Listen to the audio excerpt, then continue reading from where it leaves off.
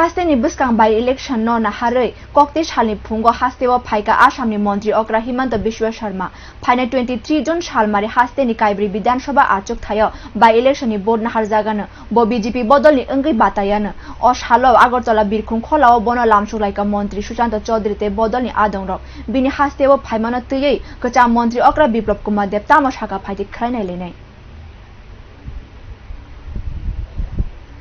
कितना प्रभाव पड़ेगा इसको? देखिए, हेमंतदा नॉर्थ ईस्ट के लिए, हर राज्य के लिए एक बड़ी पहचान है। नेडा के चेयरमैन के नाते नॉर्थ ईस्ट के सभी राज्यों को एक साथ जोड़ के रखना हेमंतदा ने बखूबी से वो निभाया है, आज भी निभा रहा है।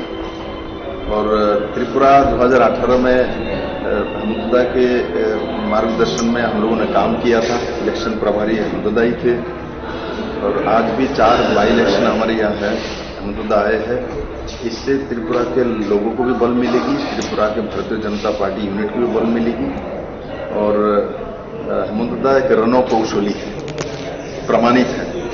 जहां हाथ दिया वहां जीत के सिवा और कुछ नहीं मिली है आज तक मैंने देखा।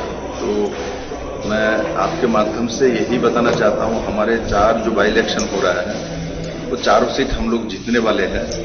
और हेमंतदा आके ये प्रमाणित करते हैं, वो आए हैं, इसका माना ये हम जीत निश्चित हो चुका है।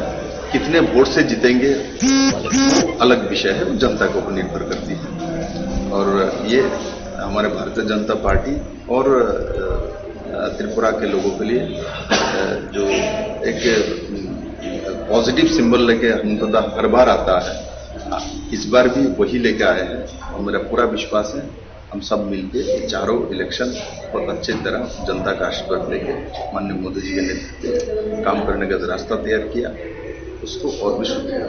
Thank you.